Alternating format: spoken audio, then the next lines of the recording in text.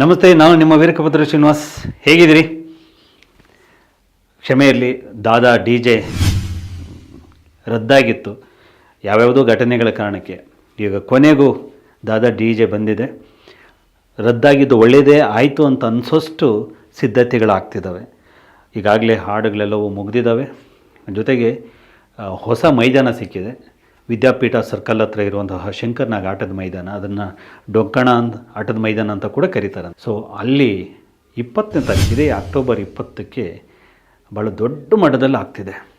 ಎಷ್ಟು ವಿಶೇಷತೆಗಳಿರ್ತಿದ್ದಾವೆ ಅಂತಂದರೆ, ನಾನು ಅದನ್ನೇ ಹೇಳಿದ್ದು, ಸಮಯ ಸಿಕ್ಕಿದ್ದು ಒಳ್ಳೆಯದಾಯಿತು ಅಂತ ಹೇಳಿ.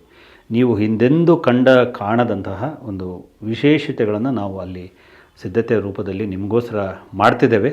ಸೊ ತಾವು ಆ ವಿಶೇಷತೆಗಳನ್ನ ಒನ್ ಬೈ ಒನ್ ಹೇಳ್ತಾ ಹೋಗ್ತೀವಿ. ಮತ್ತು ದಾದಾ DJಗೆ ಸಂಬಂಧಪಟ್ಟ ಹಾಗೆ ಒಂದಷ್ಟು ಪೋಸ್ಟರ್ಸನ್ನು ಪ್ರಿಂಟ್ ಮಾಡ್ತಾಯಿದ್ದೀವಿ. ಅದನ್ನು ಕೂಡ ನಿಮಗೆ ಕಳಿಸ್ಕೊಡ್ತೀವಿ.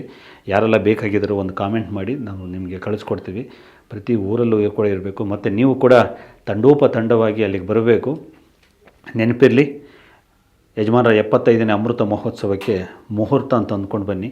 ಆ ಉತ್ಸಾಹ ಇದೆಯಲ್ಲ, ಇಡೀ ಒಂದು ವರ್ಷಕ್ಕಾಗುವಷ್ಟು ತುಂಬಿ ಕಳಿಸೋ ಜವಾಬ್ದಾರಿ ನಮ್ಮದು. ಸಂಜೆ ಬೇಗ ಬಂದುಬಿಡಿ, 4 ಗಂಟೆಗೆಲ್ಲ ಬಂದುಬಿಡಿ. ನಿಮಗೆ 4 ಗಂಟೆಯಿಂದಲೇ ಎಂಟರ್ಟೈನ್ ಮಾಡಲಿಕ್ಕೆ ಏನೇನು ಬೇಕೋ ಅದೆಲ್ಲವನ್ನು ಮಾಡ್ತೀವಿ. ಎಲ್ಲ ಹೇಳಿಬಿಟ್ರೆ ನಿಮಗೆ ವಿಶೇಷತೆಗಳು ಮತ್ತು ಅಲ್ಲಿ ಏನು ತೋರಿಸ್ಲಿಕ್ಕೆ ಇರಲ್ಲ. ಆದ್ದರಿಂದ ನನ್ನ ಮುಖದಲ್ಲಿ ಆಗ್ತಿರೋಂತಹ ಎಕ್ಸೈಟ್ಮೆಂಟನ್ನು ನೀವು ಕೂಡ ಅರ್ಥ ಮಾಡ್ಕೋತೀರಿ ಅಂತ ಅಂದ್ಕೊಂಡು ಇಲ್ಲಿಗೆ ಮಾತನ್ನು ಮುಗಿಸ್ತೇನೆ.